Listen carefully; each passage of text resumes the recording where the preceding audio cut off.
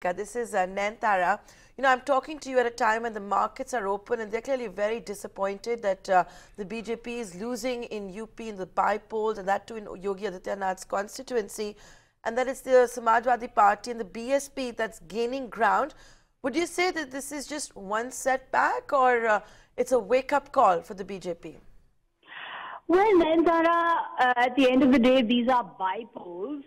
So we mustn't exaggerate their importance too much, but at the same time, they are very important by-polls because remember, these are very prestigious seats in Uttar Pradesh. Gorakhpur is the Chief Minister's constituency. He's won from here 5 times. Phulpur is Deputy Chief Minister's constituency. This was the first time the BJP won it in 2014 by 3 lakh votes. And in both these high-profile prestige constituency of Gorakhpur and Phulpur, the BJP is losing. So this is a big setback for the BJP. It is a setback for the Yogi Adityanath government. It also shows a major political realignment in Uttar Pradesh, Nayantara, between the Samajwadi Party and the BSP. Remember, this is the first time in 25 years that these two arch rivals have come together. And we're seeing in many ways a triumph of chemistry. I beg your pardon, we're seeing in many ways a triumph of arithmetic over chemistry.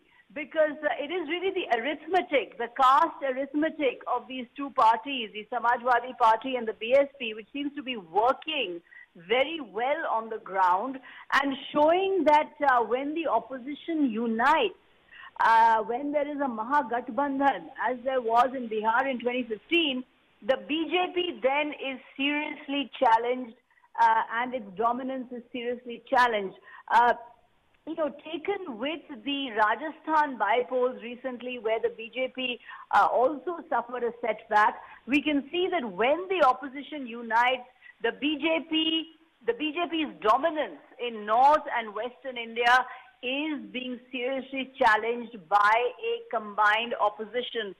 We're also seeing in Bihar, Nayantara, there as well, the RJD of Lalu Prasad Yadav seems to be still holding there in one of the seats, showing that its caste combination, the Muslim Yadav caste combination, is still working rather well.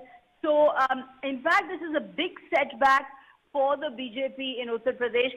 And the question must be asked as to why the Prime Minister really didn't campaign in these two constituencies, because normally we see the BJP pulling out all the stops for every election campaign and campaigning hard in every election. But in this election, we saw that the Prime Minister, Mr. Amit Shah, they were really absent from the Gorakhpur-Phulpur by-election campaign. So, the chemistry of Mr. Modi, of course, this time was absent, but the caste arithmetic of the BSP SP is working very well, and I'm afraid the BJP will have to admit that if these leads hold, if these results hold by the end of the day, then it is a big setback to the BJP and to the Yogi Adityanath government. Sagarika, I just want to take up on a few points of what you talked about. Yes, we are also seeing the RJD gain ground in Bihar.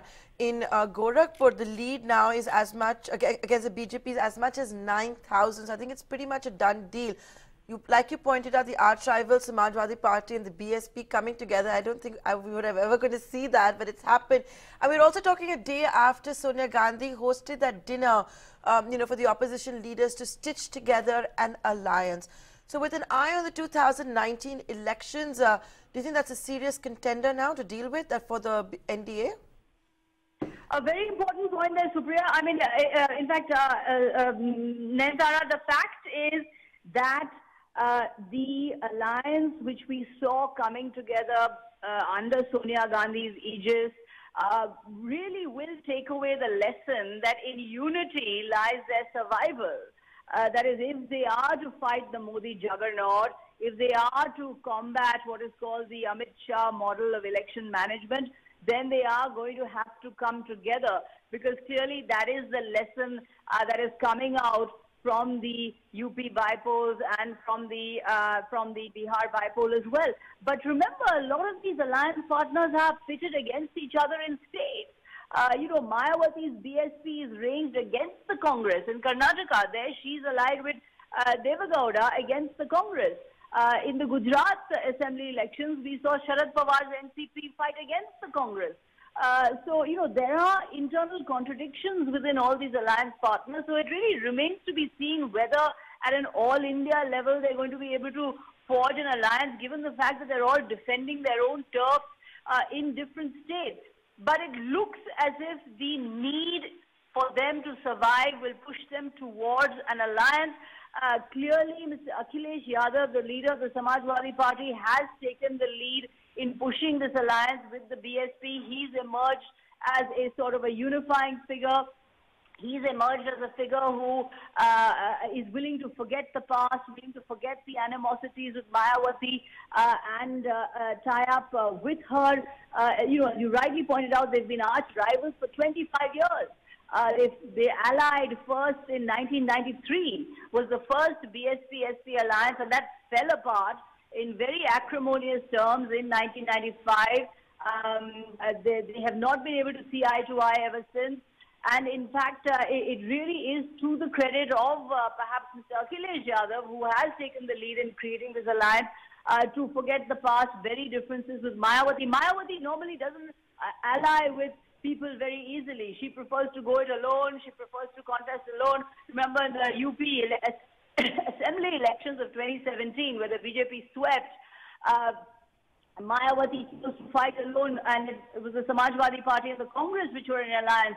But this time, Mayawati too has swallowed her ego, has swallowed her pride, and has tied up with her arch rival, the Samajwadi Party. And it looks as if this alliance is working extremely well on the ground. Now, remember in Phulpur, which has always been it's never really been a BJP bastion. It's gone to the BJP only once. It was Nehru's constituency in 1962. It has always been an anti-BJP seat in that sense. And in Phulpur, there were two other candidates. There's a Congress candidate and an independent candidate, Atiq Ahmed. So in spite of these two independent candidates, or the vote-cutting candidates, or the spoiler candidates, if you like, the SP-BSP alliance is still marched ahead. So you can see the margin would have been even greater had it not been for the fact that the Congress and the independents chose to fight together. So there again is a lesson for the Congress, that had it allied with the SP and the BSP, the margin of victory of the SP candidate would have been that much greater in Phulpur. But far more significant than Phulpur, Nayantara, is of course Gorakhpur, which is the bastion of Yogi Adityanath. He's won with record margins here. He campaigned fiercely in this constituency, and to see the BJP have a setback in Gorakhpur is really, it's really quite a major realignment there in Uttar Pradesh. The history of the BJP in Uttar Pradesh has really been dominant so far. I mean, you saw that 2017 assembly election where the BJP won 300 plus seats.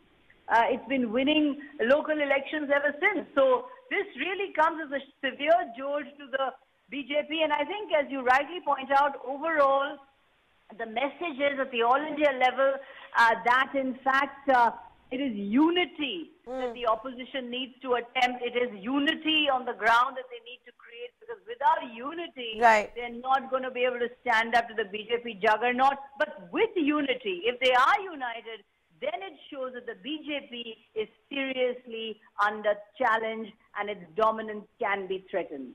As